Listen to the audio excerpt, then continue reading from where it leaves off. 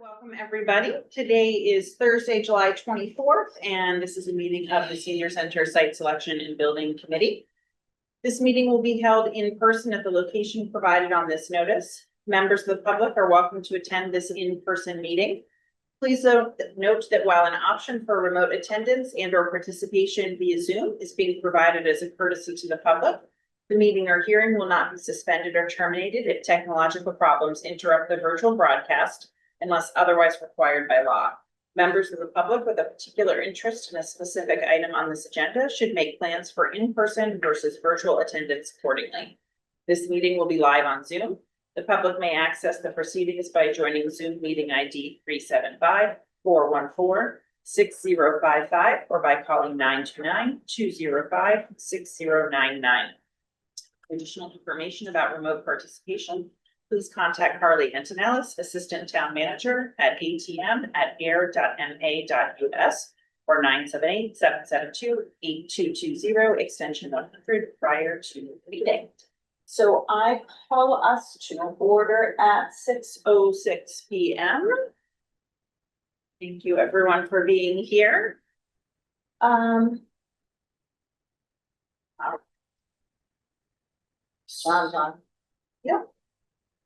So, do we have any, can I get a motion to approve the agenda? Agenda as is. Second. No, doesn't matter. Or split, committee tonight, so we'll just go around. Oh. Are you approving? Yeah, Dan. Awesome. Oh, sorry. Hi, Dan looks like he's at the beach. Yeah. I wish, yeah. All right, Dan, are you approving the agenda? Aye. Okay, Ken. Aye. Dave. Aye. Linda. Aye. Dennis. Aye. Aye. Okay, chair says aye. Thank you. All right.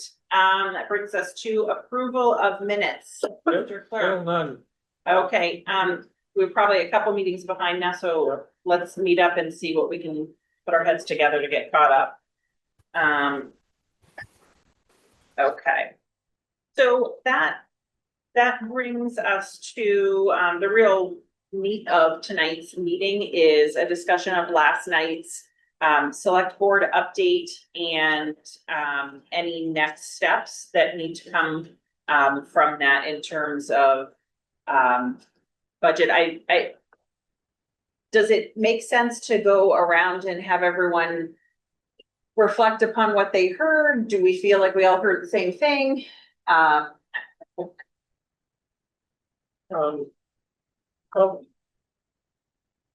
Needless to say, I was disappointed.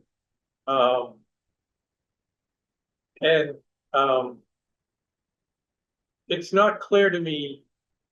It appears that the select board has dug in on this project being too expensive or too large or more than the town needs. It's unclear to me that any of those things are true. And none of the arguments I heard from the select board were convincing to me. That is why it's too big, why it's too expensive, why the town doesn't need it, the fact that the town would not support it. From my view, those were mere assertions by board members without any substantive meat behind it, other than this is what I think. And it's not clear to me that if we present what we have learned over the last year and a half or so to each of those board members on a, point by point rebuttal, that they would move off their view. So I would concur with that, and we can go around or bounce off that. Just that I think I went into the meeting with the idea that we heard them from the last time.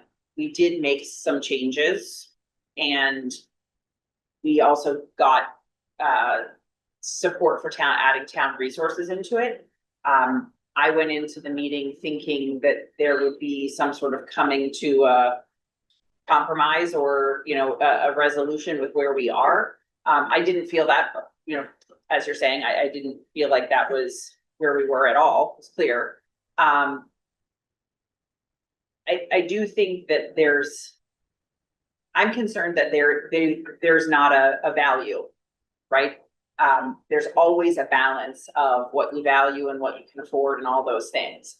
But, to your point, logic-based rebuttals didn't get us anywhere in November. They don't get us anywhere. They didn't last night. So to me, I think we either need to change the project, or we need to figure out how others besides us can help establish value. And one of those solutions is far easier than the other. So, or some combination of both. So that's kind of where I'm at right now. Any other thoughts? I think what I heard was they've got 10 million and that's it, period. They're not gonna budge left or right. We have to come in at 10 million for the debt exclusion for them to even consider it going forward, regardless of what the professionals say or what Patlin says or what anybody says. This is it. And if we want this to go forward, we have to figure out how we're going to bring the cost of the building down to that 10 million. Or they're not gonna put it on the warrant and we're gonna be spinning our wheels until spring. And then come spring, the cost is gonna go up even higher. So we're gonna have to build an even smaller building to get it back to, because I don't think they're gonna come off that 10 million. So if we want this to go forward, we have to figure out some way to trim costs. I agree with that. So we're that trying to cost to fill the gap somehow, because 10 million, one of their messages over and over was impact on the taxpayer. Well, 10 million is the same impact, whether we reduce, it's 10 millions. They kept saying bring the cost down. Well, still 10 million is still gonna be the same cost to the taxpayer. And they're reduce the size of the building, which I don't think they are taking the effort to understand where we came up with our cost and the size. They keep saying I hear it's too large. Well, what does that mean? And is that 5 people saying that, or is that 500 people saying that? So we probably have to go out and get the 500 people to say, no, we believe this is the right size. We believe this is what the community wants. They are not to me, listening to them, and a couple comments from one of the select board members. You don't build for then, you build for now. And I don't see that as a plan for an investment in a town. You don't think when you go to build a school, okay, we have X amount of kids, we're just gonna build for that. You look at all the data, which everyone's been looking at. Katie, you have all the details on, seniors, their life expectancy, what they need. Our needs are different. I think they're dismissing that. I don't think they are really, if they say, oh, we want to see this project go through, I don't feel that they're strongly committed to doing something for the seniors. I don't think they're against it, we don't want it at all, but and then the person on Zoom's comment is, about the size. Again, it's anything we build is gonna be bigger than this. Sure. But it's not like we were building a resort for seniors. We're building something for their needs. And that's what they're not understanding. They think we're going all in and getting the best of everything and top the line and add all the extra rooms.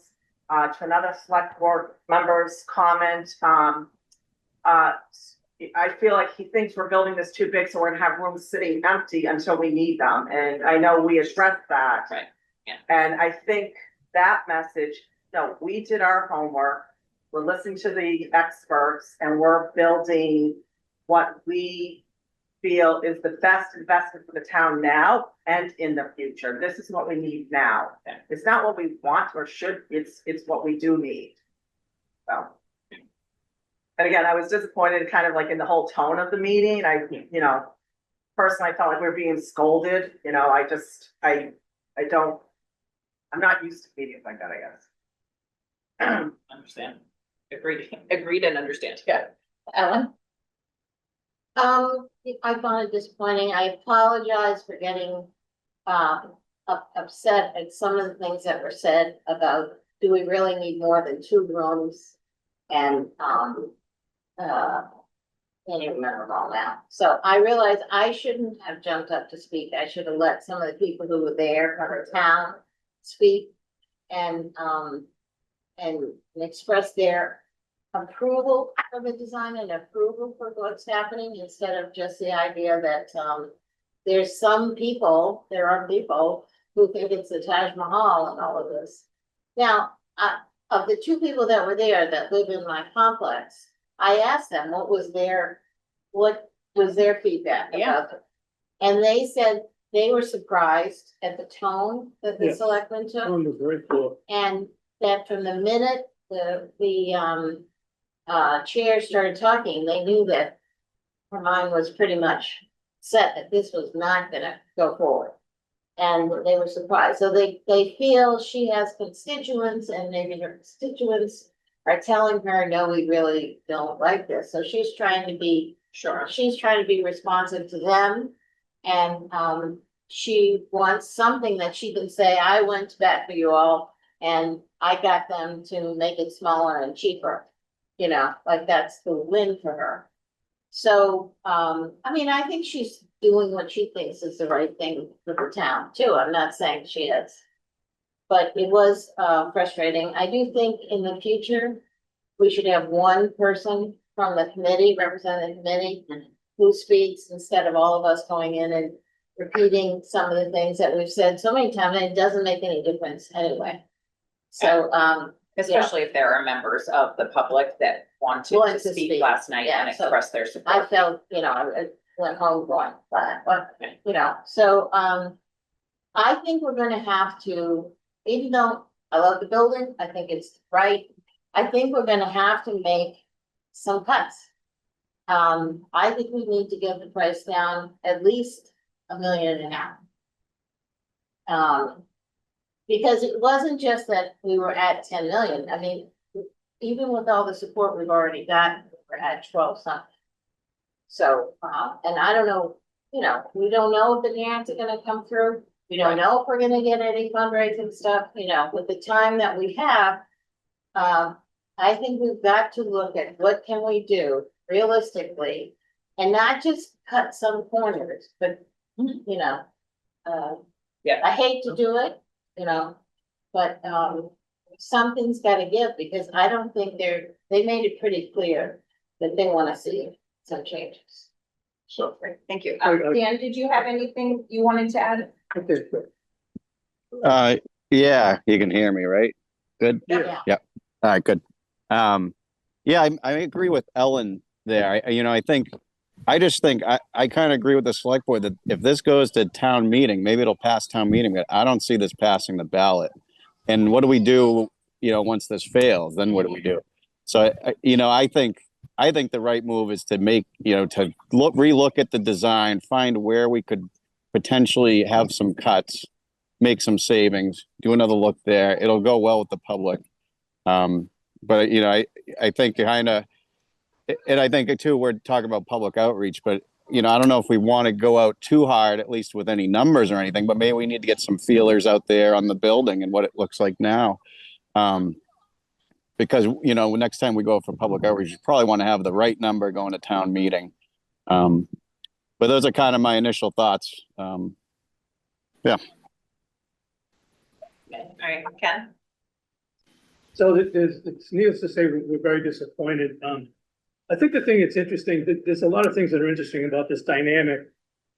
My biggest disappointment is that select board have not attended any of these meetings at all, so that we could have got maybe the solid feedback as we were going along, as we matured through the process. It would have been better for us to stay closer to them, I guess, during the process. There's no question we come out of it, we're not gonna get that amount of money, so we're gonna have to find cuts. I have some ideas for that.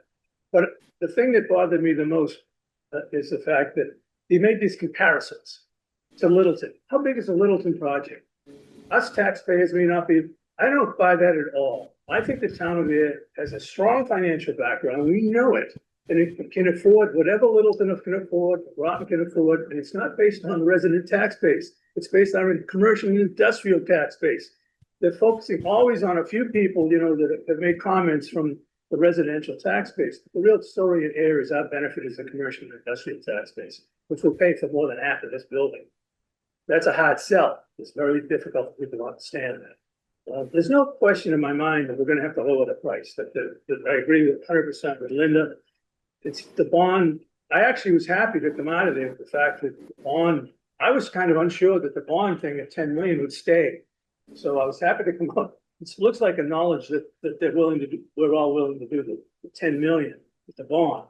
And then the idea potentially that we would get into more funds potentially from capital stabilization fund and from UDEC, neither of which are guaranteed, but that potentially gets us up to like 13.5 million. So I think we have to be, the other disappointment is that you come out of there and they don't tell us what their expectation is. So if you do it for 14.5 million, we'll support it. Nobody says that. They say we'll support the building. We want to see a senior center. I think we need a more solid commitment that no matter what you do, don't make it more than 14.5 million. Don't make it more than 14 million, whatever it is. And we then will have the task of trying to get that number to work. There's a complete misunderstanding about the square footage of the building and what that's worth versus the square footage, the total project cost. There's no question there's a misunderstanding there. They think that all the savings is in the building. We know the savings is not just going to be in the building. We have to look at every single line item, from the architect to the OPM to the site work to the water, every single solitary item this committee has an obligation to look at and start with the budget, figure out where we can go to get that number down. It's definitely incorrect that we can make all the savings in the building. It will never happen that way. The building is not a big enough piece of the whole project cost. So there's a definite misunderstanding about that. We need to clarify that as we go forward, that the whole project includes so many pieces that add up to that total. So just by concentrating on cutting the size of the building, it will not do the trick. That will not take enough time. And it'll still be a lot of money in that category. So the other thing that was interesting was when we left the meeting, I heard comments, you know, from folks that attended. And it was very interesting that the first person that was identified by the select board was Pauline, rather than 25 or 30 people who were sitting in a room who were there to support the project. The concept that the select board had talked to several people in the community, I don't know what that number is. Is it 20? We could have had more potential voters in the room last night that supported than have already been talked about by the select board. I have no idea what that number was because they never indicated. We've talked to 100 people. We've talked to 20 people. We've talked to 3 people. So we don't really know where that opposition is and where those votes or those negatives are coming from. But we certainly know that we had 25 people in the room last night that voted yes. Something like 25. I'm guessing at the count, but I think it's about 25. So there's a misunderstanding on where the votes are coming from. There's a misunderstanding on the price. We have to clarify that. No question about it. And our task, I think, is to get, I don't think there's any way that we're going to get it over 14 million, just to throw a number out there. That gives us a chance to get from 10 with the capital stabilization and with the UDEG, and then have a small 500 or so that we have to raise or something along those lines. You know, it's just it's coming up with a kind of round figures. And when I say that, I'm not talking about taking it out of the building necessarily. I have ideas for that I want to talk about later. But what I'm saying is we need to look at every single line item in the project, where that falls and how it's been addressed. I'm going to say it with the other line on the phone right now. So about the input from the OPM, I am at a complete misunderstanding about the $1,000 a square foot, as I pointed out last night, of savings per every square foot that you cut. And I've had a complete misunderstanding where somebody came up with a number that says that $30 to $50,000, we can redesign and come up with a whole. That's ridiculous. Yeah. I just don't know. I don't know where the numbers came from. I must have missed it somehow when I was in the room with Robert. If that's what happened, I missed it. But anyhow, I think the important thing for us in the long run is we have to make changes to the building. We have to make changes to the site. We may have to turn around and say, you know what? We're not going to put in a brick patio. We're going to put in a lawn for now. ready to complete it. That saves us whatever it is, $60,000. We're gonna have to go item by item by item to get that number down. So Nope, no, I'm sorry. I mean, is it all right if, a citizen speak? yes. Sure. I just, having been on the Board of Selectmen for, 6 years, I was really appalled by the way the meeting was run. I mean, you pointed out that the first person that was invited to speak other than, the audience. board and the two of you, it was somebody on Zoom. And the other thing is that as soon as positive statements were started for the project from the citizens, immediately Not enough time. there wasn't enough time, people were not heard. I've never been in a selectmen's meeting before where the citizens were cut off like that. I just thought the meeting was run poorly. I mean, clearly, there was no response to Katie's presentation. It was response that it was like, response that had already been decided before any presentation was made. Mhm. And, no consideration for what this committee has done and all the work that you all have put into it. So, as a citizen, I'm really, really unhappy with the board. Do we have Robert say something? So Dan again. Yeah, oh yeah, I'm here. I think we can be frustrated with the board and, I don't think it does us any good to do a lot of talking and bashing of them right now. I think we got to move forward with our focus and try to find out how can this be successful at town meeting. And I think Janice made a good point, and it was like with the stormwater, you answer all the questions before the town meeting. So we got to get to that point. We got to figure out how we can get there. Make sure that when you go into town meeting, we are ready. We have a very good knowledge that, hey, this is going to pass. And the ballot's probably the hardest part. So that's the one we really got to make sure. So I think we got to kind of focus our efforts there. But that's just from what I'm hearing, I was thinking. So do we want, so is the consensus that we need to start working on the changes that we want to make to the budget as a whole? If so, I think we should move in that direction for the rest of the meeting. If Dennis is saying no, what about the rest of the? Well, I think we have to. It would be helpful, like Ken said, if we knew what the number was. Like, Right. what, that's what we didn't get, we We're we're working towards something, we don't know what it is because. I think, The twist of this is that this committee was formed to do the job that we did. It was formed to determine what the requirements of the town were, it was all the size, the whole thing, we did all of that. Then we ran up against a number that's too high. Would have been actually better if you said, you know what, we gotta build a $10 million senior center or something like that. We would have just done it from the beginning. So, but a couple of things, and to, I think Dave's point, what I was hearing last night is not only do they think that the building is too large or it's too expensive, the project, they should be saying project. Project.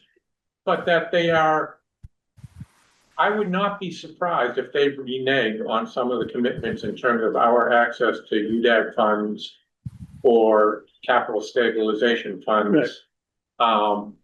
Because I wasn't only hearing from them that the tax impact was, too high, but rather we don't need all that. That is, the building, the attributes of the building were too extravagant. They were unnecessary to meet the needs of the community. So I could easily see us coming in with, okay, we found the money, no more than a $10 million debt exclusion, and still hear that the building is too large. We don't need 2 stories. So there's that. And that's the kind of We don't have, what I was speaking to at the beginning, is that I think we do have 2 tasks at hand. We need to make concessions, be they in the building, in the site, or in the soft costs, and probably across all 3 of those. everything. But I do think we also need to do work both in terms of the public outreach, but also one-on-one in really establishing the value. And I thought that we had established that value early on with our public outreach that was happening in the fall. I think we heard last night that there are, as you said, concerns about size, concerns about price, and ultimately that comes down to concerns about value. So I do think we have to do two of those. I think we can make significant headway, or at least get the conversation started on potential areas for the budget. I think that the value thing is going to be a more involved discussion over And a couple of meetings. the assertions that we hadn't done enough outreach, or that the public were not well informed, Yeah, the time. or that no one knew about it, are just, were just clearly untrue. That is, there were numerous occasions, the large forum up in the town hall that had 40 or 50 attendees, the meetings that we had at the library where we ran into a few, and the new, there were many others. And We had over 12. with 12, with over 300 people, right? 323. 323. so there was no rebuttal to the assertions coming from the select board. Right. So that assertion lies out there in the ether that they haven't told anybody about this.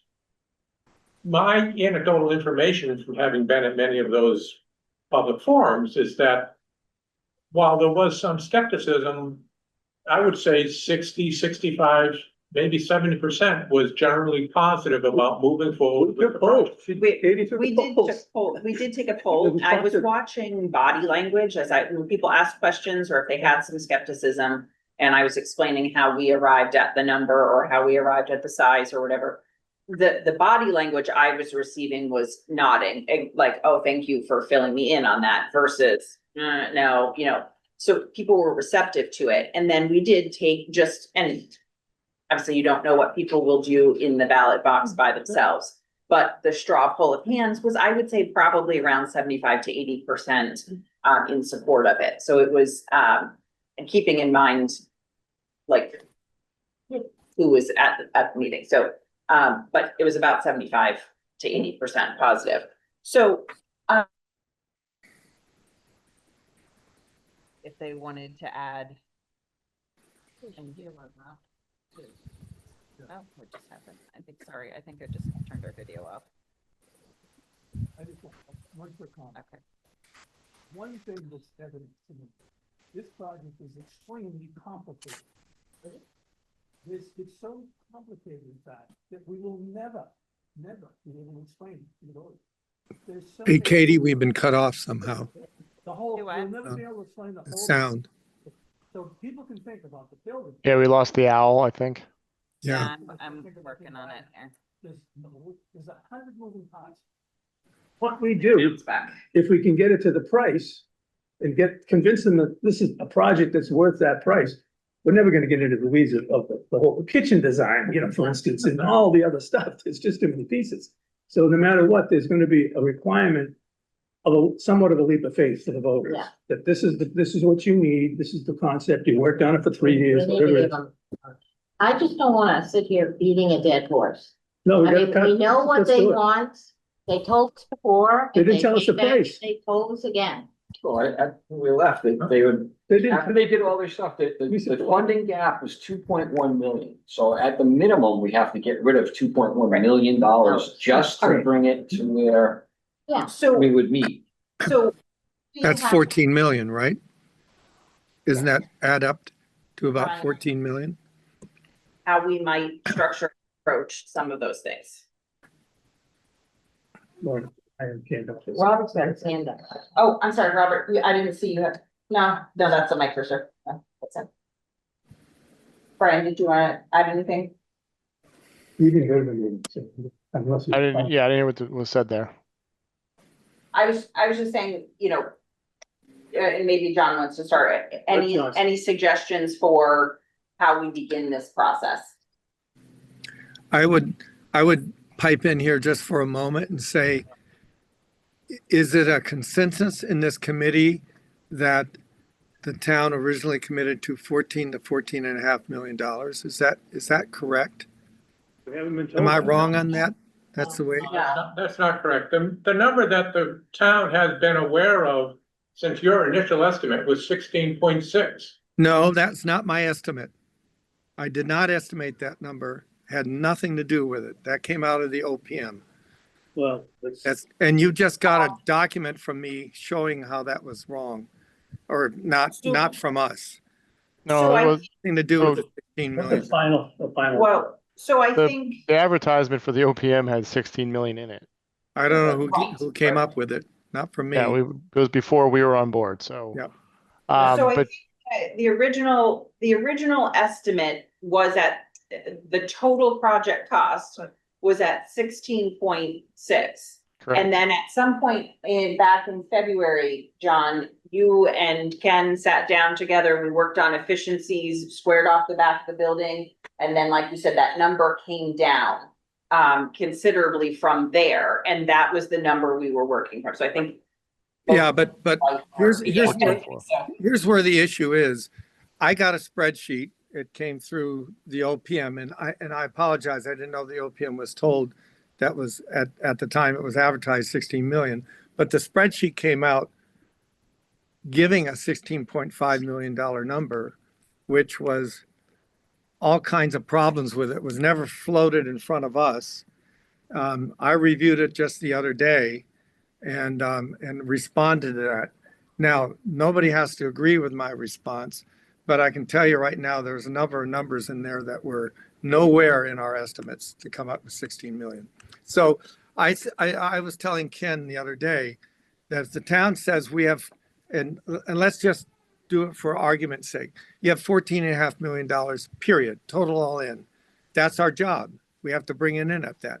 If it's $10.5 million, it's going to be more difficult, but that's our job. So right now, we put a number out there. I believe it was not at the time when we finalized with the town that was 16. It was more like maybe a little over, somewhere under 15. This is the town's response to it. But the problem is the number in front of them is 16.5 million. This firm had nothing to do with that number at the present stage. And we responded to that just the other day. And I think everybody got a little output from that for discussion only. It's not our absolute take on it. It's just that right now, FF&E is way out of line. Some of the fees are out of line. Contingency was out of line. So, and I think what needs to happen between the architect and the OPM and somebody from the committee is to sit down and walk through that number. I think that's the answer. But if somebody says, the town says, and I don't know whether they're willing to say this, you got $14.5 million. That's this committee's job to make that number. I don't think I ever heard that. It'd be nice to get something from the select board to give us a ground to work towards. And after that, that's our job. Okay, so we don't have that number. So are we waiting till their August meeting and asking to go back for a firm number that they would like us to go to, or do we want to start We're not gonna wait. this process now? What is the? No. What's the number John has? Do I? The number I have is 14.5 million. That's the number I understood. We know that we're getting right now, like 2 million from the stabilization and 1 million from you, Dad. We don't know that. That's. Well, that's Those are what they proposals, proposed, yeah. and they didn't, nobody fought with that. And then there were a couple of other grants, so that's Grant, 3 yep. million. Couple of other grants, I think one of them was 500,000. I mean, we can't, some of them are not definite, we have some, earmarks. Right, and so some of those things, it's a matter of when they're available, and it's, as I said last night, it's very difficult to have this black and white number, because there's a lot of moving parts to any municipal building project. It's rarely just one source of funding. So if you look back at the one we had from our last meeting, the single page, or The one you put up on the board. Yeah. or the one that was in the presentation, shows a range of funding gaps between 700,000 and 2.5 million, right? Because that went from not having any UDAG or not having any CDBG grant and taking no ad alternates. The funding shortfall at the 10 million was 700,000, all the way up to the more dismal picture of getting no CDBG grant and taking all of the ad alternates, including them all. And then that was a budget shortfall of 2.5 million. So that's where we're at, like without increasing. I can't get argumentative here, but we can't talk about a budget shortfall because we don't know what the GD budget is. Yeah, can I just say something? And I don't want to put any words in Robert's mouth, but I was at a meeting where we were told that it was a comfortable number was between 14 and 14 and a half million dollars for this project. I have to go back in the meeting notes, but I wrote that down and we were working towards that. That's why I was surprised to see a number getting floated in front of the selectmen recently at 16 and a half million, because that was not the budget that I understood it to be. I understood it to be somewhere in the $14 million range, with $10 million being borrowed and the other 4 million coming from various other funds. Now, I could be wrong in that, but I'm pretty sure I have it in my notes and I don't have them with me, but we could look those up. I think you're right, John. You know, we've always known 10 million from the town meeting ask, and it was kind of that capital planning meeting back in January. We kind of got the directive. Yeah, 2 million, you know, 1 million from UDAG, 2 million capital stabilization, et cetera, a few others.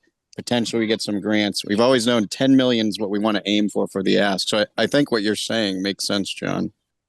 Yeah, I was aiming for 14 to 14 and a half million. And by the way, I don't know how the selectmen will take this, but I mentioned this on a phone call today saying, if we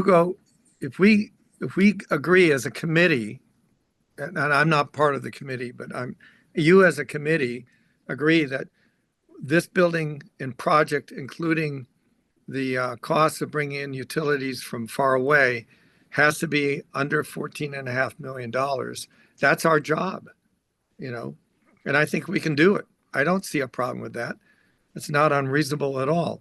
So I think one of the consternations that we're experiencing here is that the selectmen are looking at 16.5 million saying, we're not going to support that, or whoever votes for me will not support that. But I'm not sure we're in front of them with 16.5 million. We should be in front of them with 14 to 14.5 million. And then they could say to us, well, it should really be 13. But whatever it is, we need a hard number. And the number I understood to be was 14.5. I may be wrong, but I think Dan. So then the question is, we have gone from, and Ken is showing me next to him the last document that he had that was, you know, there was the one page that John has been giving us so far, and then Ken had kind of broken it out a little bit more from there. And that last version does have, you said 14.5. So we've gone from 14.5 to 16.9. What's happened in the meantime is schematic design and professional cost estimation and bringing on the OPM. So between those three things, we need to go back through and figure out where we are. And yes, you know, absolutely. Completely correct. I want to go back to that. Those meetings we had with capital planning and finance is when I passed out this document, which was put together by the costs from two previous Catlin buildings in the discussion with John and other soft costs. However, what happened since then was, for instance, I made notes on, here's the document that went around, was dated, originally dated 1/14/25, revised 3/20/25, when we went to the different committees. This number came out to 14,979. But I'll give you an example. When we hired the OPM pointed out items that we may have missed, some things that we didn't cover. Okay, so for instance, one of them is we're carrying a 5% design contingency for $514,000. I didn't have to do that. I wasn't aware of that thought process. So there were things that were new to us that came up to get us partially up to that 16 million. We had the OPM. Well, report. no, we carried a contingency. No, it was never on the fourth. What I'm getting at, John, is I'm trying to just make a point that there were In items. your that- numbers. Yeah, in your numbers, but in we my always, number- there Those are- numbers went around, and there were other things that we've learned since then. yeah, So I saw. that's- So yeah, if I it's can- schematic design, you Doesn't matter have how to we have. got there. We have to get back. So the larger point is though, I'm sorry, Brian, yeah, if I can just chime in for 1 second. So, I mean, what we were trying to do is to kind of to Ken's point is to go through based on our recent experience with senior centers, John's senior centers, plus what we've done with our typical budget format to say, these are things we should be thinking about. There might be cost exposure there. And again, Yeah. it might be conservative at this point until you get harder numbers as you go through the design phase. And I think what we had talked about was let's put together a budget. Let's get a real updated cost estimate because you have to remember the Wilbraham project was bid 4 years ago. It was bid in 2022. We're going to bid this project in 2026. So there's a huge difference in the market from then to now just in the construction cost. So let's get a real updated estimate and see where that total project budget comes out at, and then we can kind of go through category by category and see where we need to be. Also understanding the town's appetite for, is it a $14 million project or is it a $16 million project? So if the consensus is, it feels like it needs to be a $14 million project to get to a $10 million ask with where we are now, there are line items that we can go through and start to reduce to get that down. However, I mean, even the ones that John had sent around in that spreadsheet, if you kind of go with those numbers, you're still chasing $1 million roughly. You know, I'm saying you're going to need to get a building that's down around 12,000 square feet from 13.3. There is going to be something in the building in the project cost. No, I lowered it down just on soft costs alone, not on the actual building. We have a lot of things in this building that you don't need to build right now. Patios can be Yep. done later. Sure. That's what we have to look at. A lot of those things. What we don't want to do is change the size of the building. We're building for 40, 50 years from now. So what we need to do is look at the finishes or the outside amenities. Some of the landscaping, we've done buildings where we did the landscaping 2 years Yeah, later. John, I agree Right. with you. What I'm Yeah. saying is square Yeah. footage alone would be down to 12,000, but if there's other ways to get the building cost down and not reduce square footage, then yes, that Yes, would be preferable. Absolutely. And that's the 100%. way we want to do it. Yep. And what I need to do is to sit down with Matthew and perhaps Brian here and go through those soft costs. That's the first structure. You know, things like, to be fair about it, my fee has interior design in it. So carrying 75,000 for interior design is a waste of money. Yeah, That's and we'll take it out. Yep. So I bet nobody asked me about that. So I think for the committee, I think Brian, you and I and Matthew and the other Brian, two Brians, we need to walk through those numbers, okay?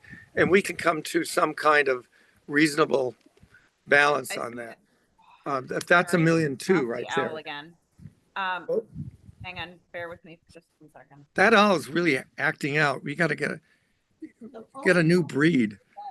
Hang on. Sorry, just no one can hear. Sorry, guys. Yeah.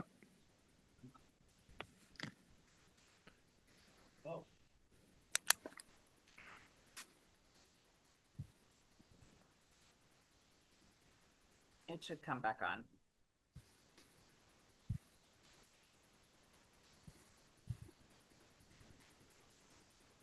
All right, it's powering back on. I don't know why it keeps shorting out. Maybe. In the meantime, nobody wants to see my face that close. All right. It looks good to me. All right. They can't right now because when the owl goes off, it goes only to the Host computer. yeah. Oh. Testing, 1, 2, 3. I can hear y'all. Okay, now we're better. Okay. So John, you were saying that you guys need to sit down with Vertex and really hammer out some of those soft costs. And then Yes. if Robert is able to speak to it, I also like to get a viewpoint on, is the number 10 plus the million that has been committed from UDAG, or not committed, but pledged from UDAG and capital stabilization, because that's a $13 million project, right? Because there's no really good way to guarantee any of those grants or any of the fundraising in the next X number of months. So the question is, what can we really count on from the town so that we're hitting the right mark? And the other thing is, Well, I was just gonna say, Robert, did you want to respond to that at all? Hi, Katie, can you hear me? Yes. Yeah, and apologies, for some reason my camera isn't working and I hate that. I would like to have the camera on. I missed, Katie, can you just repeat that? I'm sorry, you cut out in the beginning.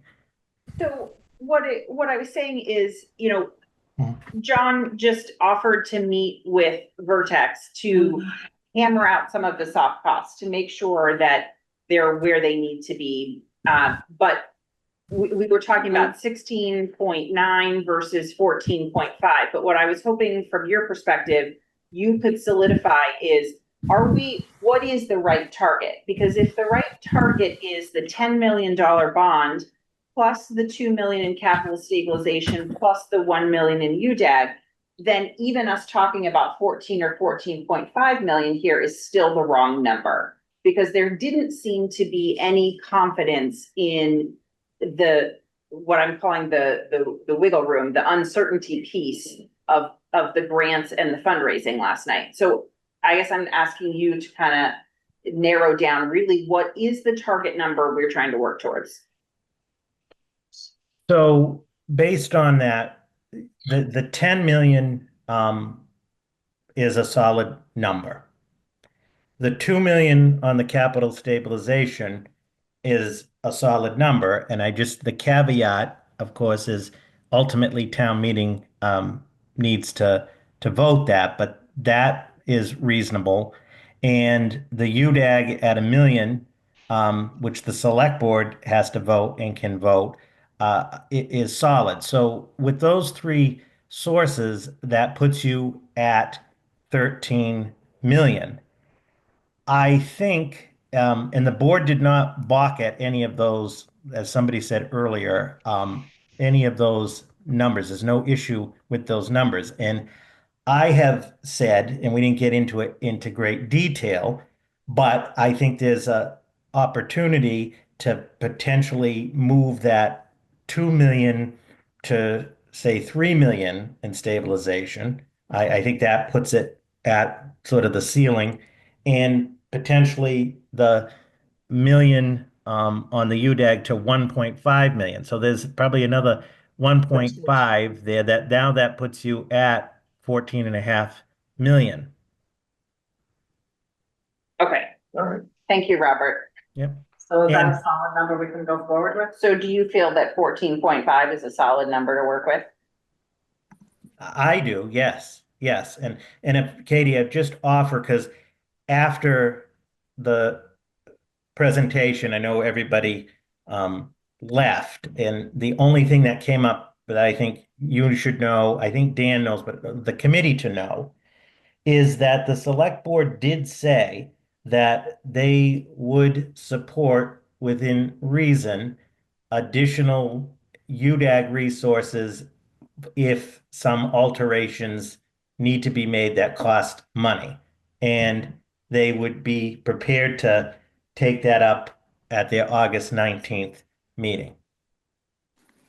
When you say alterations, you're meaning funding right now, is that what you're talking about, Robin? Right. What came up is, because one of the points I think that's been tried to be stressed is, first of all, you can't just cut this with a knife, pardon the expression, that it has to be done professionally and thoughtful. There is time to that, and there may be some cost to that, for which right now there's no funding.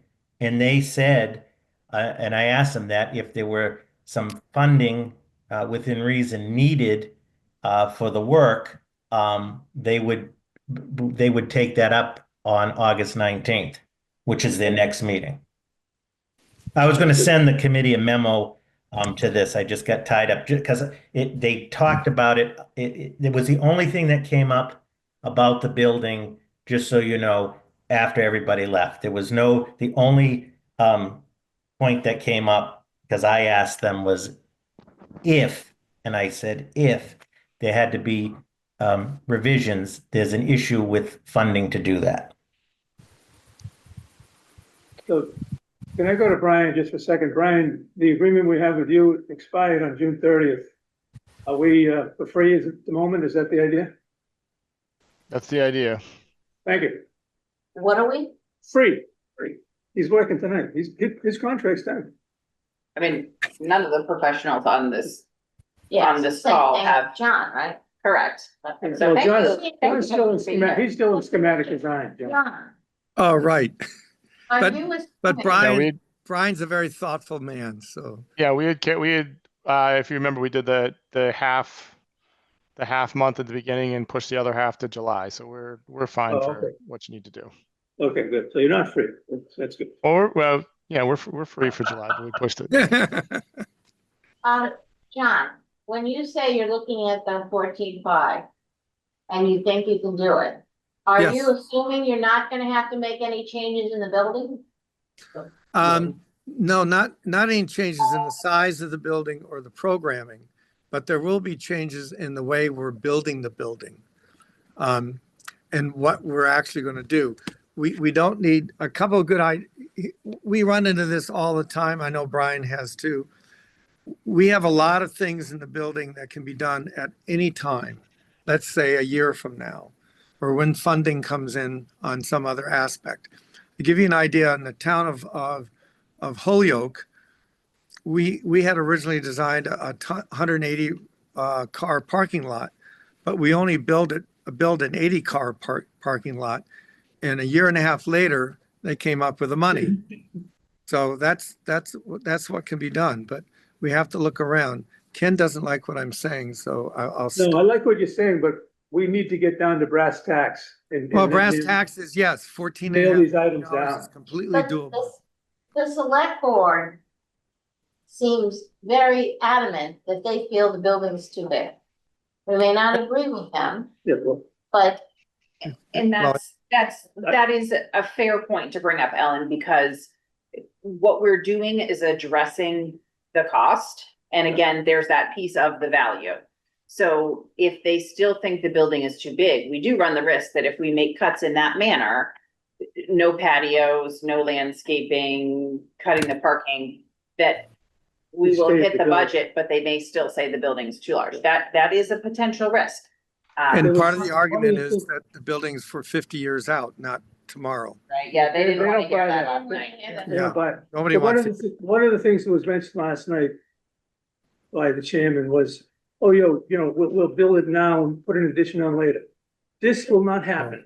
no. Never This happens, building is never a- Never happens. happens. Never We have a happens. septic Never, ever system, we have underground utilities, we have water pipe coming to the building, we have sidewalks around the building, we have a full-blown freaking stormwater system, and we have a generator pad. All that stuff is coordinated close to the building. We're not gonna root all that up and move it and put another. Well, it never happens anyhow, as Brian was just saying. In 40 years of me doing these projects, I've had one center put an addition on, even though many of them said, oh, we'll do it later. It never happens. And almost every one of our centers, they complain within 2 years, they're too small. So, I mean, Yeah, I mean, I don't wanna change it, but Robert, do you think that the select board, if we can come up with savings in other areas, that they will go ahead with the idea of the size building? It's tough to get. Yeah, through the chair, the big issue, and the two are tied into each other when the size, it's really the cost. yes. I believe that if you sharpen the pencil as you're talking about and get around the 14.5, and if the building is still the same size that it is, you'll be in good shape. Because the other key thing is it comes down to the voters meaning at town meeting and the ballot, at the end of the day, people are gonna vote. It comes down to the price. And that's why, I said last night that the 10 million is not an arbitrary number. It's based in, we want the highest likelihood of this passing and the maximum Yeah. building. Absolutely. So just to conclude through the chair, I think and also if, the committee, which it sounds like is prepared to do, sharpens the pencil, and find some savings, and we get into that category, that area of 14.5, let's say 14.5, I think you're in solid shape. So I know you have some ideas about that. Do we want to get into those things line by line this evening? Do we want to wait until after John and Vertex have had their conversation? How does the group want to handle that? I'd like the results of the conversation between Brian and John and Matt.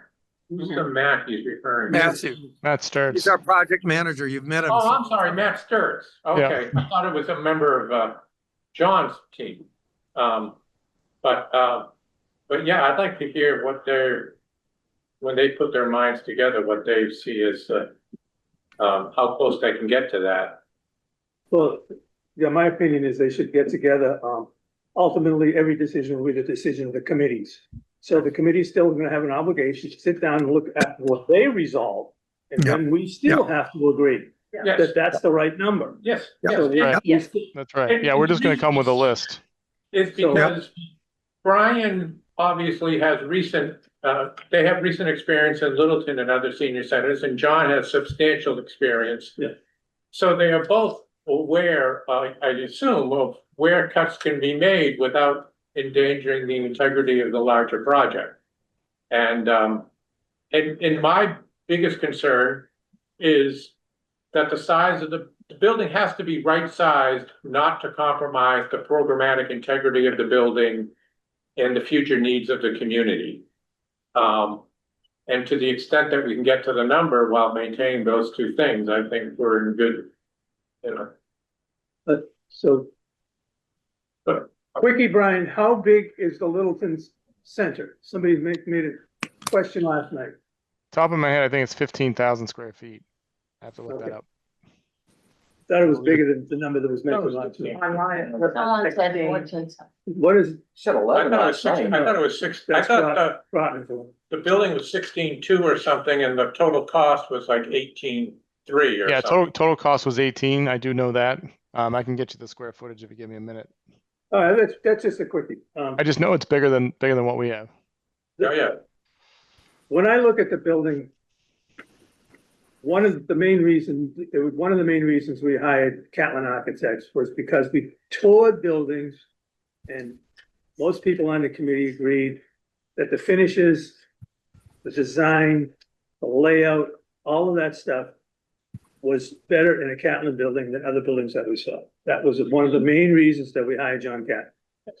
However, the downside of that is that those finishes some of them are expensive. He has beautiful coffered ceilings, he's got detail all over the place. Are we strong enough to say to John, and where will John back off on some of that stuff? Well, Have you ever done that before, John? Have you ever said, you know what, I'm willing to go back to a different ceiling type or a different ceiling type? We'll do whatever it takes. We'll What do I'm whatever getting it at is takes to it's make gonna- the What's budget. gonna take is every single part, we're gonna have to say to ourselves, well, we're better off with the square footage of the building and give up some finishes and win the case that way. We get the size, the program size, but we may have to give back details of the finishes. Well, I think there are places. That's what we have to make decisions as a Yeah. committee. Yeah, we'll get to that. We'll get to that. But We we have a won't ways to go. know that until, I'm assuming that there's We have schematic right now. no, I know, but I'm assuming that the conversations that will happen between Brian and John, there is a hierarchy of needs, and they will work through that. They're not going to, well, we'll see. But we don't know that now, Ken. Yeah, but what I'm getting at is, I want him to, he will not give it up unless we ask him. Yeah, there's a little secret out there, Ken. I'll tell you a little secret out there. We used to do very plain Jane buildings, very simple, not a lot of fancy stuff. And we discovered as we added in the details, it didn't change the overall cost. We were surprised at that, mainly because it's public bid. A lot of these guys don't look very closely. They end up owning it and they build it. I'm just shocked by that. It happened on our last 3 projects. It doesn't mean we won't cut some of that. Once we enter, yeah. So that's an answer that I'm glad I got, because I never heard it before. So my assumption would be that every time you make an improvement in the finishes, that it costs more. What you're telling me is you've found out from experience, so I have an answer for that now. If somebody says, why did you put in all that maple finish in? I'm gonna say, well, we found out through other bidding and other contracts that those types of finishes are included in the price, and we get it for the same reason. Just want to say. Very similar.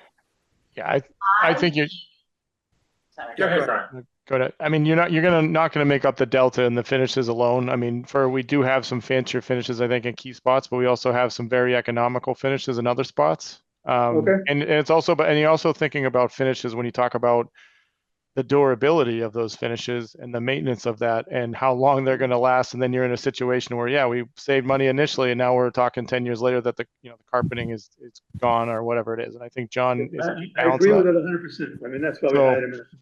There's also all kinds of subtle things such as acoustics. Offered ceilings offer better acoustics. It doesn't mean you're going to get them. The lighting, some of the lighting looks fancy, but in reality, it's really important to have layered lighting. So, I mean, we'll walk through all that. And I think Brian and his team, along with us and our cost estimator, will sort this out. But as I said, I think in a phone call with Ken a while back, if the town says we have 14.5 million, that's our job. All in. So, All right, so it sounds like we have 14.5. Yep. So, yep. 14.5, yeah. yep. Let's work towards that. And it might vary. Maybe you'll get some good fundraising. Who knows? But we won't know that till, usually you don't do much fundraising till after the project's already in construction. People want to see what they're giving money to. I mean, you can talk to a lot of the fundraising people in other towns and they'll all tell you, we raised a lot more money once the building started. Yeah, once it's real. Yeah. And this town should be able to come up with at least close to $1 million. I would love that. Yeah. Happens all the time. Ellen's up. I just want to say, from what I see from this group, from this select board, and I know Robert has said they only care about the money, but I think they care about the size of the building. And I don't want to change it, but I think we need to show some change. I mean, I don't know if just taking away the patio is going to be enough. I agree. You gotta look at everything. I think you need to look at something and make some change somewhere, so it looks like we altered the building. Well, But, without I got an answer. getting too much impact on program space. But, Yeah. because they have this idea that, well, yeah, you got the price down, but if you'd made the building smaller, we could have gotten it down a lot more. Because we don't need this. It's Yeah, too that's a big. misconception, unfortunately. And Yeah, somehow we have it to is. correct it. That's what they believe. But one of the that's why I things thought the they value should is- understand, Yes. one of the things I'll point out, and you can bring this up down the road if you want. This building is an open plan building. Our unusable space, what we call our multiple factor, is like 1.10 versus Yeah. 1.2. A I'll never lot get of it. buildings, their circulation and things, we integrate all our circulation into program. So there's a lot of shrinkage. This building, if it was traditional with hallways and closed spaces, would be another 1,500 to 2,000 square feet larger. This is an unusual building. It's called open plan. We learned that lesson about 5 projects ago, where we're able to shrink down what we call unusable space. circulation. You don't party or do meetings in circulation space. So we reduce that. And we'd like, what we'll try and do for you as a committee is show you how that was done so that you can present that logically to the board. Good. Dennis, then me. So I think if we're able to get right at or right near 14.5 and revisit the select board, and the argument shifts from, well, now you're at 10 million bond and you've got to the 14.5, but the goalpost moves, then that's another conversation for another Then- day. Yeah, I mean, I think we have to first go to 14.5. And then if they choose to move the goalpost, they do, but we have to come there first and hope that that doesn't happen. Right. So I think we have to start with this. So I'll come back to it. If we have, it seems like we have consensus that it's gotta come to 14.5, and that process is going to start with Catlin and Vertex putting their heads together on some of the soft costs and making some recommendations, which will always ultimately be our responsibility and our job to vote into place. So with that in mind, it probably doesn't make sense to go line item by line item through the budget this evening. Well, we Right. should do it on our own off hours. We Yeah. take it with us. Yeah. Right, do it on our own to bring back then. That's a great suggestion. Okay, so that between all of us, we can come with recommendations. All right. Did you have something you want to add before we Yeah, go on to public outreach? I want to follow up on a couple of things.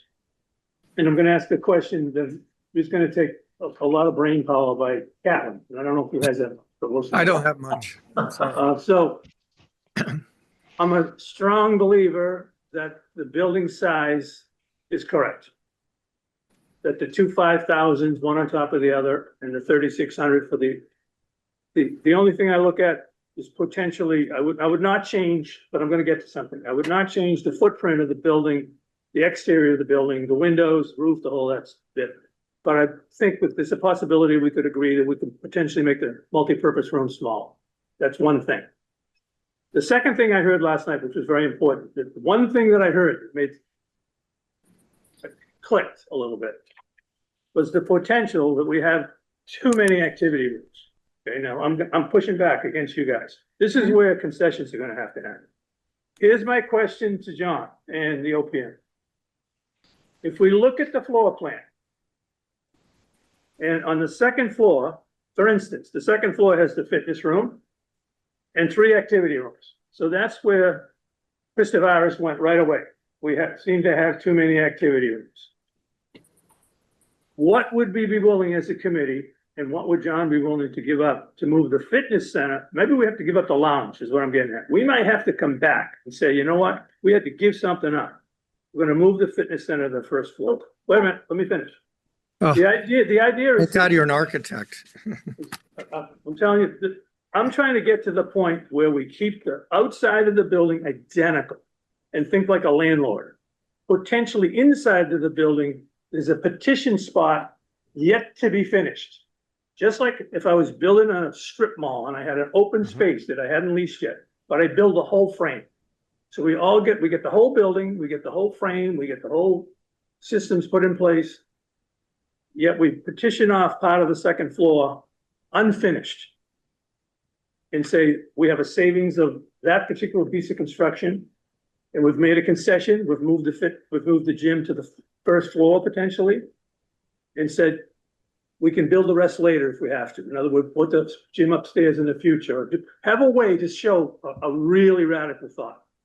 Keeping the whole shape of the building the same, getting the whole build out of the building grounds.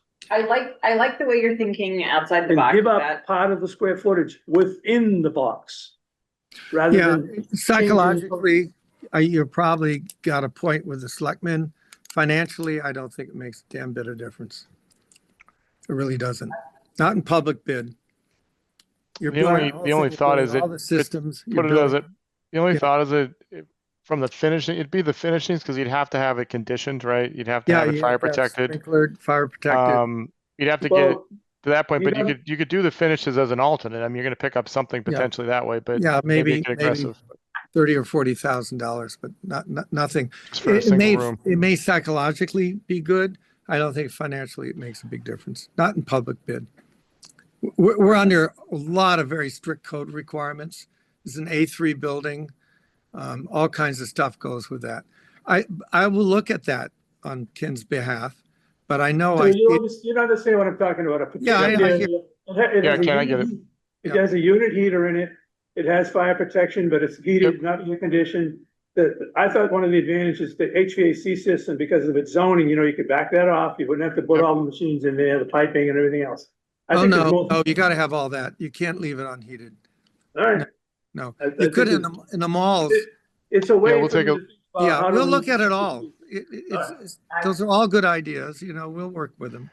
I So, would be worried that it might backfire on us, and if they say, well, if you don't finish it now, then you don't need the space, why is it Yeah, too small? yeah. I think There's a that's. lot of different things. That's why I'm bringing it up. I want to hear what everyone says. Yeah. I do we think, have, I'm do we, I'm Sorry, go confident with Robert, where he's saying he's comfortable with a 14.5 and the building staying the same size. I'm confident keeping the building the same size and going with that 14.5. Yeah.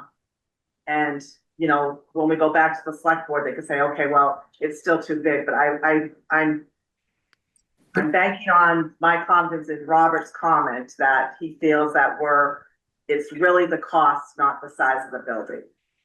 And if that conversation with the select board changes, Then we Then go that- all out, get the well, ones. that tells us something.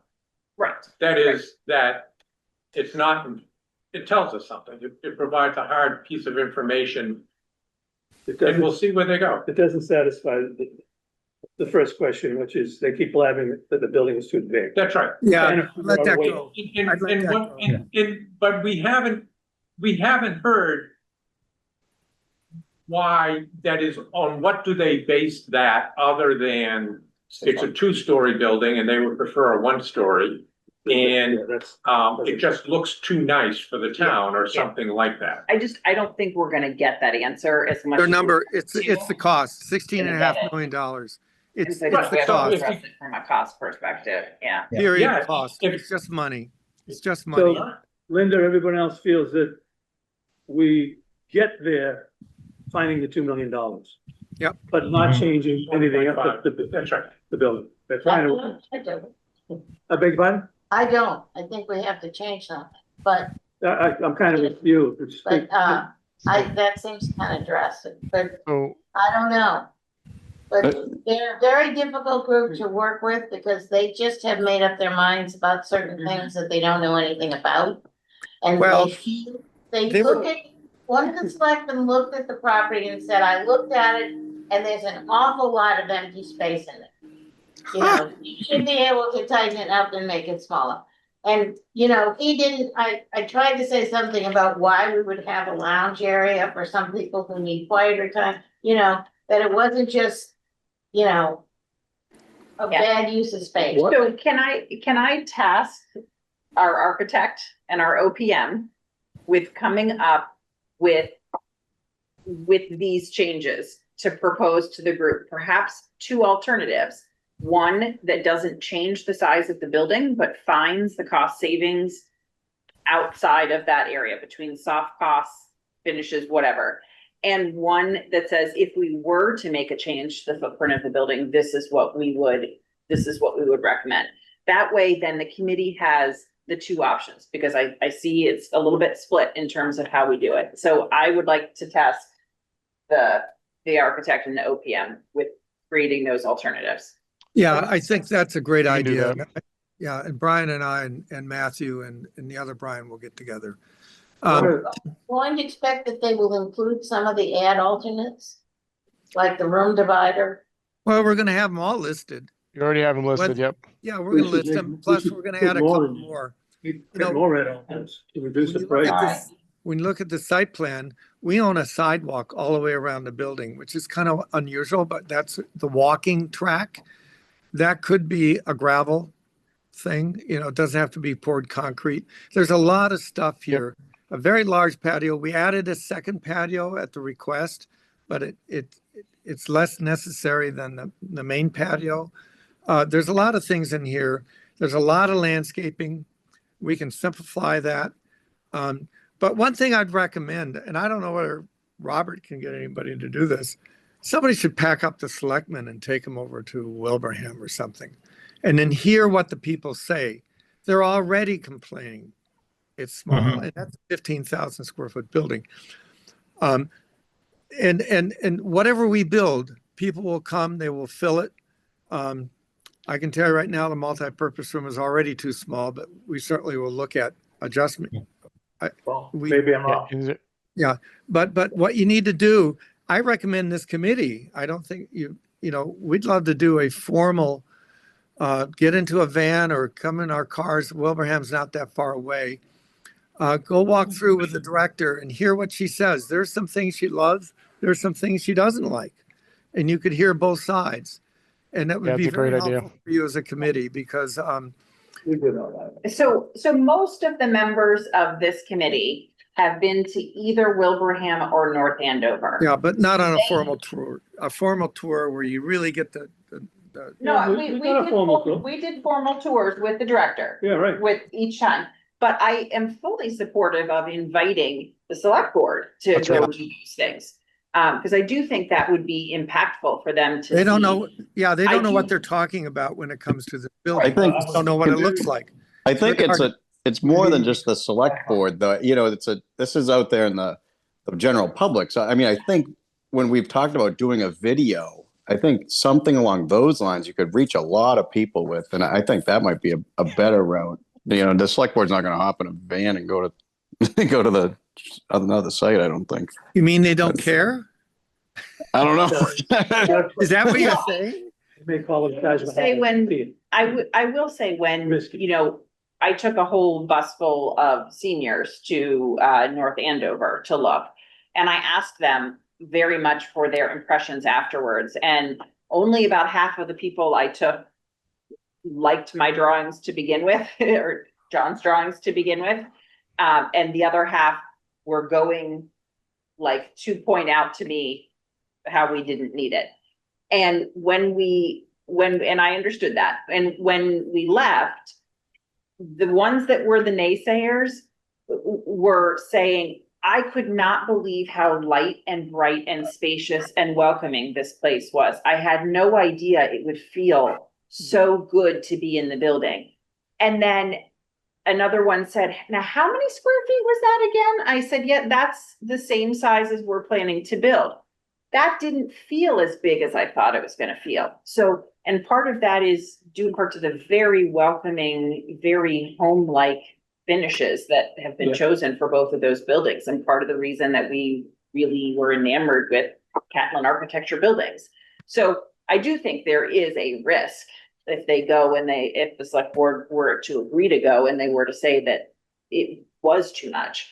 But there's also the opportunity that they could learn more here directly from someone other than this committee. So I don't think there'd be any harm in asking. Doesn't mean that they're gonna do it, but. And I think that feeling, that's a great story. I don't know if I've heard that before, but I mean, my thought is a substantial part of that feeling comes from the fact that it's a two-story building. That is, when you're on the first floor, there is a homier atmosphere instead of staring down a Right. long blank hallway as if you're in, you know, like a large medical facility. And that feeling that attracts people to want to spend time there comes at the cost of an elevator. And, you know, hopefully people, when they see that, will appreciate it. But we'll see. It's pretty evident that this committee has gone deep into the weeds on these topics for a long, long time, and we understand it. So it looks like the public outreach is gonna be the biggest thing now, because people do not understand that. John reminded me of the acousticals tonight. Janet Livingston did point out that I mentioned the some special floor treatments, and she never heard that. So it looks like maybe John Catlin could put together reminder list for us. What's special about these buildings? Listing acoustical treatments, sound systems, Flooring, she likes. flooring, any of the specialty things that we've heard and we might have forgotten by now, but are there. And that's the reasons we're making, I tried to make the point last night. It's hard. It's hard to say what you have to say, get You it have all to out. see it. You have to personally see it. We do have a walkthrough video of the entire building. And I think it's almost ready for prime time for you as a committee and for the OPM. And what we'll do is, I think it's done in Lumion, which is a software that we use. Dan can correct me there, but I think that's what it is. And I've seen the Yeah, early you're version right. of it. Yeah. What we'd like to do is I'll review that with my team on Monday. And if it looks good, we'll get it off to Katie to distribute to everybody as a draft walkthrough. And then for your comments as to what might be something you're concerned about or like. And I think it'll be very, very helpful. It's all modeled, so. Yeah. it- Thank it's you. Like you're really there. It's really pretty amazing. That sounds exciting. Yeah. Yeah. Carolyn? I'm gonna suggest that, I remember being here one time when we were, having a friends meeting, and then there was a movie going on there, and there was some meeting or conversation going on in the middle, and then over in the other room, there was, an exercise class or something. And if you could come up with why we need all of those activity rooms, because there's all these activities happening simultaneously. And So Didn't land. Ellen and I shot that video. We shot the clips of the video, and compiling it into something that we can use has it's been sitting on my to-do list. So we do have the raw footage of that. So I don't think we're too far from that. We just need to, I don't edit video. I can learn, but I don't edit video. So that's part of why it's not done yet. So we are well on our way to that. And I think it's a great idea. And I did contact the APAC, which is the town cable access, to ask them, tell them what we're trying to do. They could do it. They could do it. Yeah, they could help if there's some way we could. Sure. Make it more professional. Actually, I have a video of it, of the Holyoke Senior Center done by Ken Burns, videographer. It's pretty Wow. impressive. So maybe I'll dig that out and see what it looks like. But he made me look good, which is scary. What was But- the soundtrack like? Yes, yeah, but it is pretty amazing, and it explains why.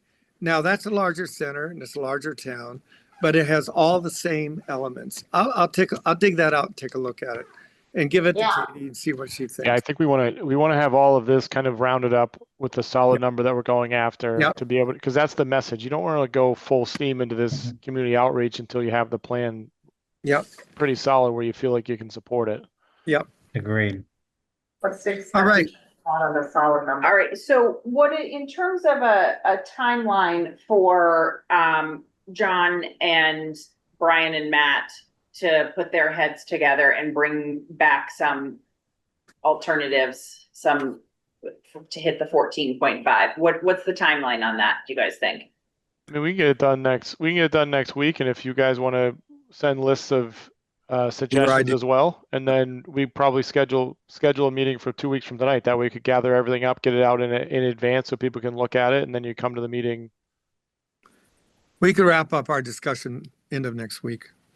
Okay, and then Robert, does the select board, are they meeting just once in August as well? Do we have that date Yeah, for that meeting?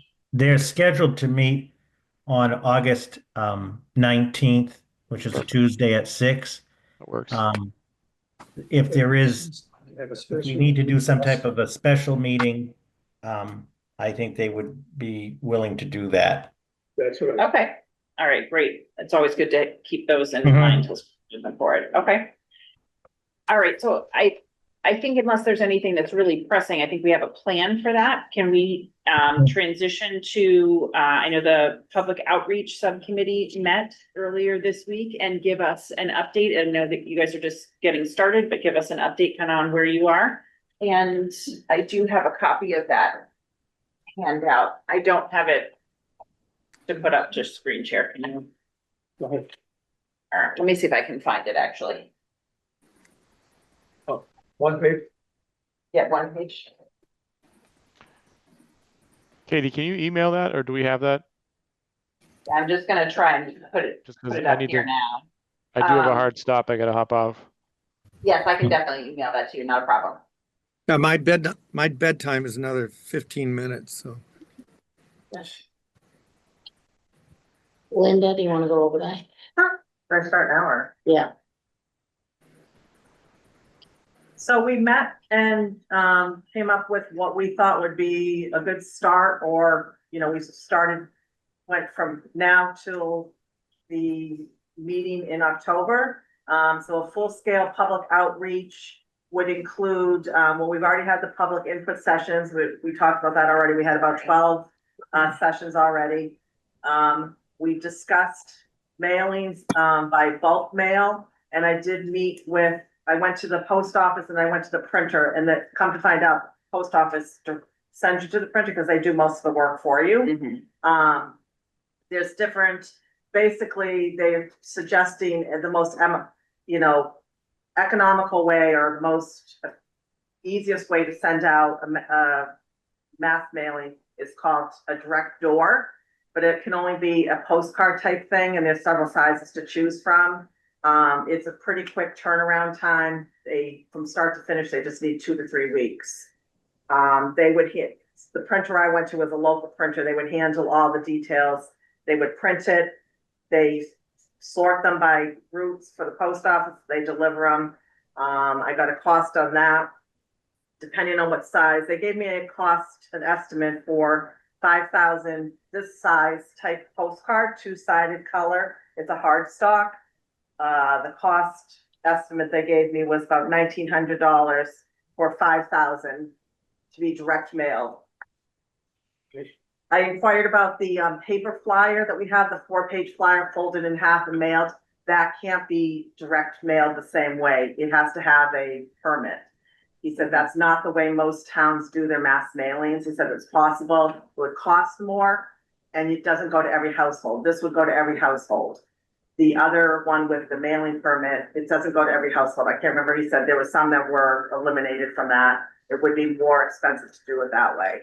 So we looked at, for earlier this summer, doing a direct mail of, and I meant a bulk mail, a permitted bulk mail of the senior center newsletter, which is 3 11x17s, plus the 4-page pamphlet, which is a 4th 11x17 page, with an 8.5 by 11 as a cover, around it. So that I didn't have to reformat the newsletter. Yeah. And it was right at $1 a piece using the town's, postage meter for their bulk mail. Okay. So that puts it So in. 5,000, that's 5,000 opposed to the direct or the hard stock, under 2,000. Yeah. So we discussed possibly doing this size postcard in August, a 4-page flyer if we go that route in September, and then in October do another postcard flyer, a different message, not the same message. The last one would be, we need your vote type, change the message, but it would be all directed at, what our efforts are.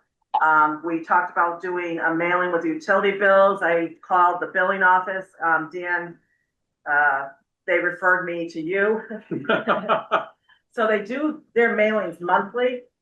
Well, what I inquired is something they can do. They have an outside printer. And I said, well, what's the timeline to get it to your outside printer to stuff it? We could actually print them. But what's the timeline? They were unsure of that. So there's a July mailing that I believe went out this week.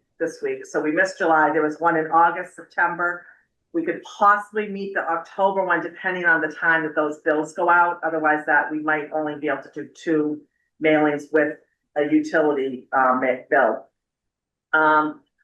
We talked about updating the website to specific page for the project, and go into more detail on the website, why Ayer needs a new center, give all the informational on the details from start to finish, where we start, you know, what to expect along the way, the timeline, the cost, videos of the current center and proposed new.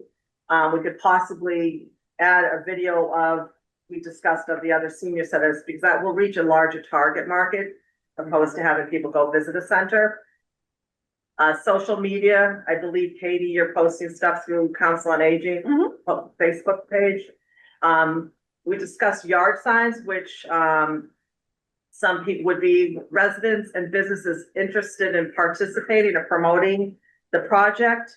The yard signs come in at about $10 per piece. That's the two-sided colored with the metal stand. And how big are they? 18 by 24. Yeah, yard signs are 18 by 24. How much are they each? $10 piece. We're gonna have to check the town regulations, Temporary. what size, so, And who's, did you go to the You're right. one here locally in Yes, I town? did, yeah. Okay, all right.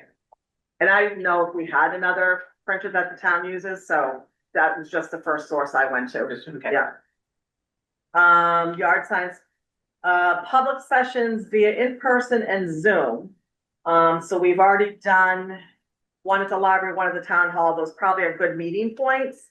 We talked about having one in September, right after Labor Day, and then later in September or early October.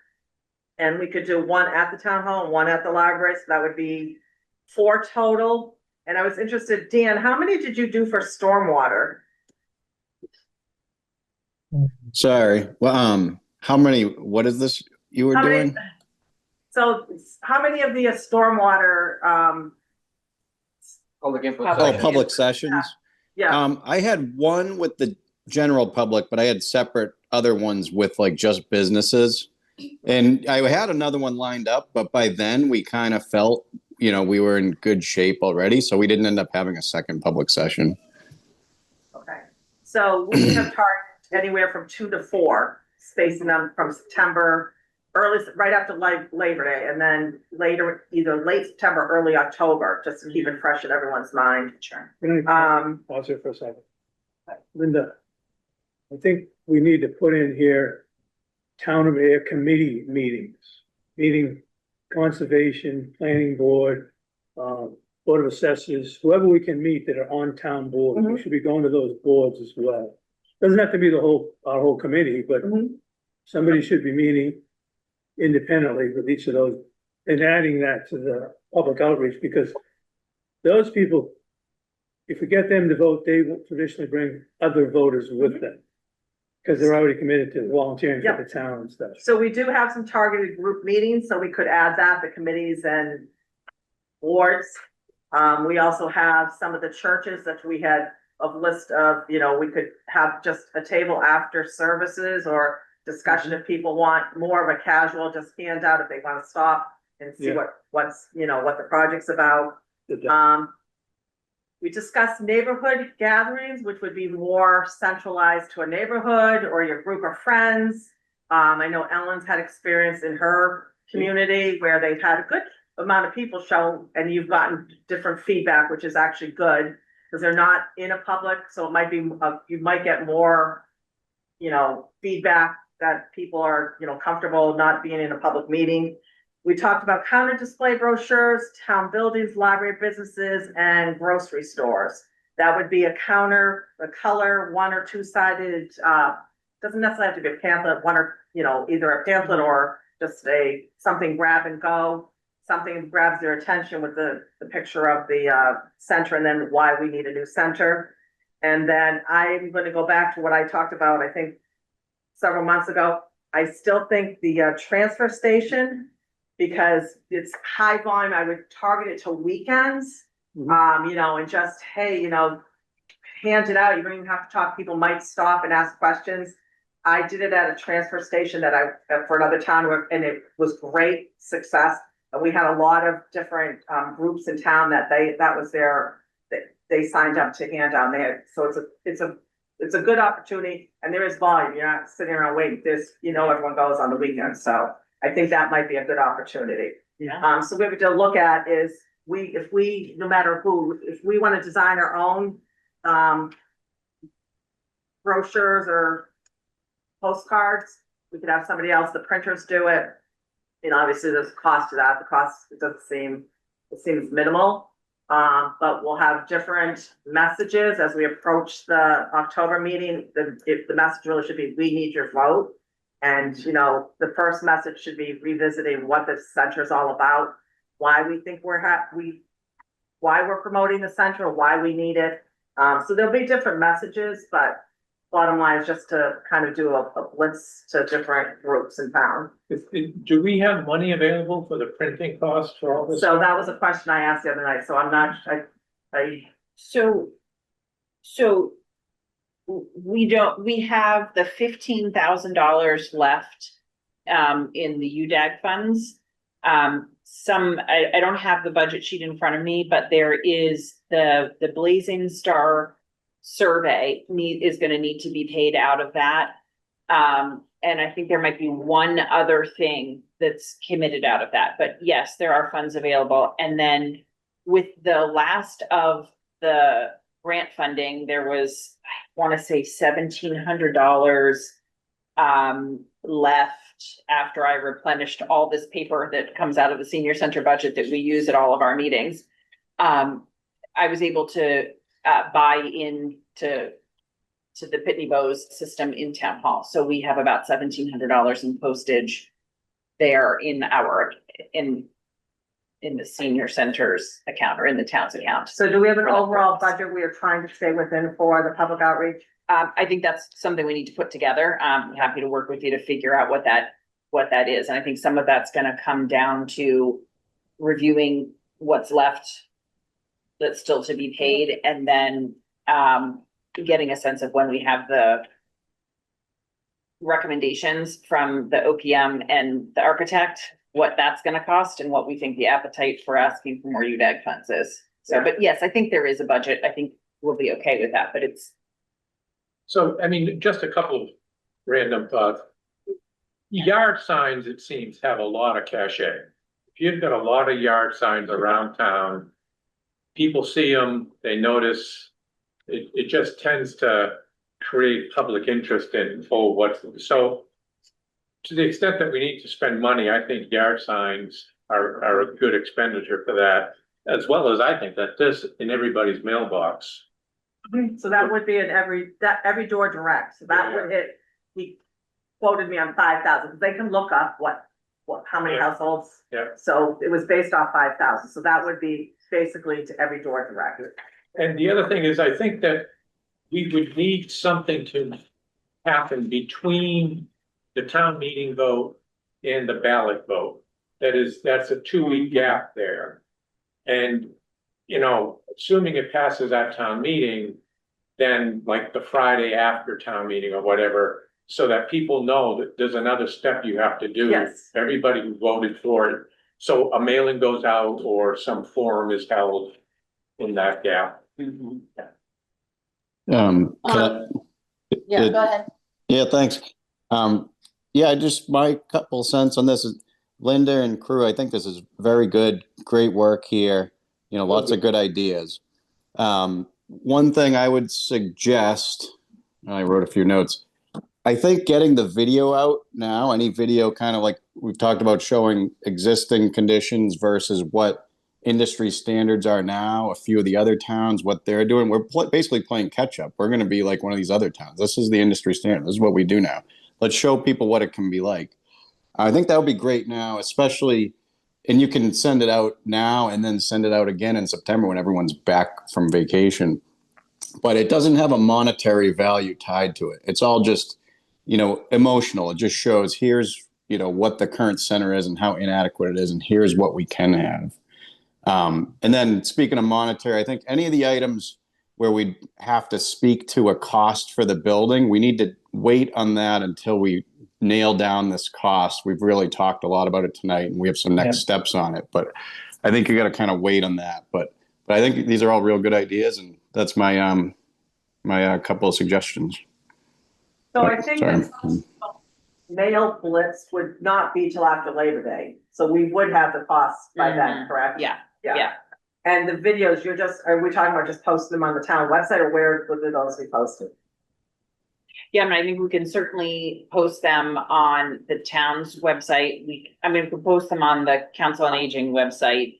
We can post them on the COA's Facebook page. The town has its own broader, more general Facebook page. They often share things that I put up, and then it could be shared into any of the assorted community groups. That's one thing that is interesting that's not available is I have no idea how many hits I have on my website. Your the- website being the Facebook page? No, on the town's website. That's not data that's available to the department heads. So I don't know if I have a lot of traffic. I don't know if that's a viable place to put it. It's certainly not gonna hurt. But I think I would spend as much time, get it up on the website, but use that content to push out through social media as well.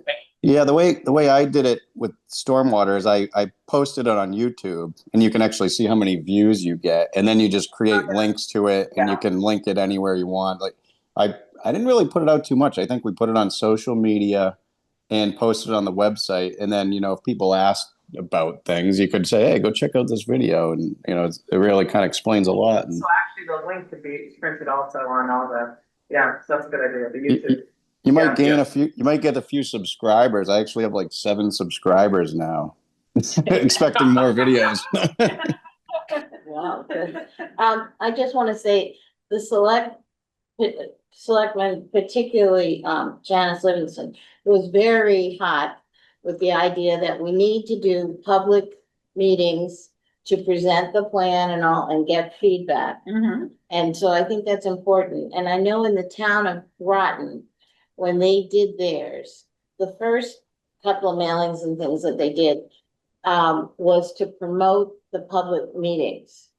So if we schedule the public meetings in mid and late September, and then we can push that, come to a public meeting and then the vote, and then plan to come to town, So Right. I think we need to push those. So we have to determine those dates now, though. to get Yes, everything, and because where we they have to are, start, so we can book them. Yeah. Yes, I agree. So we're gonna come up with the content from us. We can either put it together and just have someone print it, or they can put it together, they can I can design get it. it, I can get it designed, my daughter's a. Yeah, I mean, I could do it also, I mean, I don't know how to come out, but. Yeah. Should we try to have one public outreach before August 19th, so that when we go to the selectmen again, and Livingston wants to say, well, how come? We can say, look, we had one here, and we've got this plan, and this plan, and this plan. So at least we can say, we took your input, we're trying to get it going, here's one we've done to start getting, and everybody there said this. But I'm afraid that when if we do that, everyone's gonna say, what's it gonna cost me? And I don't know, and then we're into Well, that. then we can say, well, the proposed budget is 14.5 million, and we're still working on it. Yeah, Frame it kind of like that, at least then don't we can think we'll be say ready to in the August. select board, when on the 19th, when we go in front of them. We took what you told us, we're starting, we're doing this, here's our game plan going forward. I think you have the right idea, but I think the important thing, what Ellen mentioned, is scheduling the time. So we can at least tell them that At least we Yeah, can. and that's- When you go in front of this is the- where we have. yeah, and scheduled. people are back from vacation usually after Labor Day. And I would just like to add to this mix is that Thank you. September is older adults month and senior center month. Oh, So the senior center will be having an open house. We're gonna do it in hours that bridge the afternoon and the evening. I'd like to include that in some of our publicity to come on down, see the existing space and enjoy some of the programs and activities that we have going on. So I think that's another, that's a less structured, but another opportunity to get people in the building. but do you offer valet parking that day? Is that- I know, right? So I think it's time sensitive, we get all these dates so we can, Hmm. you know. We're gonna have to have another meeting. Yeah, can we meet early next week and get some of this, Okay, the next phase of this? Yeah, like Kim said, I'm not available Tuesday. The other, this kind of is not public outreach, but the other thing I heard that I thought was a great idea, we do need more people to come to the select board meetings for public input that are in favor of the project. Correct. And I have some people that I've reached out to already that are residents that I've worked with. I have one person, I'm hoping he's on board, because he would be awesome. He's lived in town all his life, his family's worked in town. He's very close, worked with elders, so I think, seniors, excuse me. I think he would be great, so I'm trying to get some people. Another woman lives right around the corner here, so I'm trying to get people that know of the project that are in support of it. So it is not just like one of the select board members said, you know, you're just having these meetings for seniors, but we really should, and I think I've mentioned before, I think we need to make broaden our public outreach to a slightly younger age group as well. And I would be more than happy to, you know, as I think these are the key ones to have. I would also be more than happy to have a presence at the youth soccer in the morning and the afternoon down, like that will go on all fall long. The fields are full, and that reaches a whole different demographic, you know, come down with the flyers, walk around, talk to people on the sidelines, sweeten the pot with donuts and coffee, you know, just to reach a different demographic. And I think that from what I understand, and I have the library children's room early in the mornings, like from 9 to 11, 9 to 12 are packed with young parents and their toddlers. And I think that would be a good spot to hit up young parents, and, you know, if a 3-year-old can vote, that's also good, so. Could we just, that's a good, the library's a good idea, but is it possible to go to the library and ask them if we can put up a permanent display? So we can just put up the boards, things like that in a little section? So With when- the pages of, you know, the data that we have, basically, just post it. Print another set up and just put it there for a while. I think it's definitely worth So anyone who asking. comes in, they can just stop and see it. You know, they just look at it, and they drive, they walk by. Even without anyone talking about it, you could see it and get an idea. Definitely worth asking as we're approaching, when we asked them about that before, when we were doing the public input session in the fall, they said they have a very specific set of criteria. It's a table downstairs at the bottom of the steps. That's where all community and other things go, because they have a procedure. they have put up, they moved where their magazines were, and they put up a huge bulletin board. Oh, did they? And Okay. now they have expanded where public. Oh, awesome, great. Public materials can be. I don't know about. So But we it's not, can it's ask. not at the bottom of the stairs anymore? That's It's just great. another way to put out the message. Well, I was thinking, we could just set, you know. Yeah, you don't have to be there. Yeah. Can I get some kids to Agreed. make a diorama? Build a little scale model. Yeah. Yeah. Put it Save on on the table. architecture cost. Huh? All right, so we'll get the public input, the public outreach subcommittee will get together early next week. Try and get some of these additional, or whenever we can meet before our next meeting, to try and get some dates scheduled, some more, and then.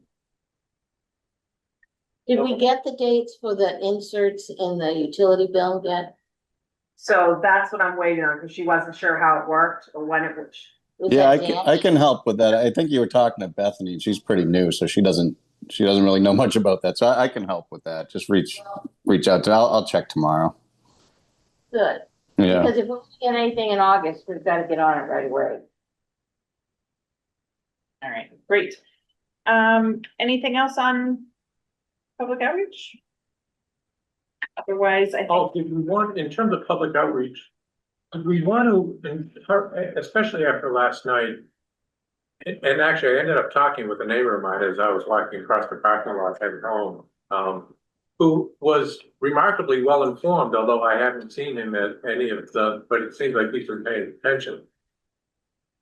Would it be helpful to encourage people to call the selectman's office, just phone call. And just kind of let them know that they support, give their name, their address, and I support the senior center project. We're gonna talking. I don't think so. Yeah, I think they're gonna No. talk to, they're gonna get the They're town gonna be manager's administrative. office. Well, the town manager, yeah. I mean, I think anytime people want to show their support, they should do it in the way that they will actually do it. So whether that's showing up at a meeting, writing a letter, or making a phone call, it's whatever they'll actually do and follow through with. But for members of this board to encourage that behavior, you think that that's a good idea? I would say that the Mhm. better method would be for people to come to a select board meeting, come to a FinCom, come to a capital planning meeting where it is recorded and there's a formal public input spot Yes. that will end up then on the APAC page afterwards. I think that kind of a thing has the most impact. Yeah. Uh, But in the app, that also takes time and energy and. agreed, that's what I'm So saying. the phone If call they're being not- the yeah. easier option. Yeah, for but many. it's Email, not and like email a state probably, you know. legislator, The you know, who track all their calls and that is very. one thing we do see on the planning board, okay? First of all, another thing that came up last night. Some people mentioned to me at the end of the meeting last night, they were intimidated by having to go to the tables. A lot of people feel uncomfortable going up and speaking at a table like that, especially in the atmosphere of last night. But I think a letter is the strongest thing. Email is one thing. Yeah. But if you write a letter and you send a letter in, now that's a record. It's basically, it's not speculative. I would encourage people if they can spend 15 minutes to write a letter and send it to the Board of Selectmen. Or send it to this committee and we'll give it to the Board of Selectmen. Something like that. I don't know. No, I Oh, we think that's. It's an old fashioned way of doing it, but it takes the pressure off having to show up and say something in public or whatever the case might be. You know? And I think it's good to time it after we have the public hearings, because that's what the selectmen seem to think they need to inform people. And if they start seeing after we do those meetings, that people are saying, hey, I really like this project, I'm in favor of this, you know what I mean? That's why it'd be nice to have some come to the next meeting and stand up and. Yeah, I think we should, it's Yeah. automatically that has to happen. No question about it. All right. I mean, they have that public input all the time and nobody says anything. Why not say something? Well, Carolyn asked last night if that was for things that were not on the agenda or on the agenda. I think if Right on the- people had been able to stand up in the beginning, then it would have predated. Right, it wouldn't have worked last time. It wouldn't have worked. Right, last time. It only is gonna work when it's not on the agenda. Right. Okay, so, there's no public here, so there's no public input. But our next meeting is currently scheduled for August 7th. And I think we had said we were gonna alternate them, and I think I picked the wrong alternating time this time, so I'm gonna write it down this time. Do we want 6 o'clock on August 7th, or do we want 4 p.m.? 4? Are we golfing? Oh, sorry. Yeah, go 4 if we can. I'm All right. good. I'm good with either, but 4 works for me. Okay, August 7th at 4 p.m. All right, can I get a motion to adjourn? Motion to adjourn. Second, Right, Dan, how do you vote? I'll just say thanks. I brought my daughter to lacrosse tonight and I forgot I had to, so it was good I could still join on Zoom. So thank you. I vote aye. Okay, Jen, Aye. Dave, Aye. Linda, hi, Dennis, All right. Ellen, aye. Chair says aye. All right, we are adjourned at 7:58 p.m. Thank you so much, everyone. I think this has been a really productive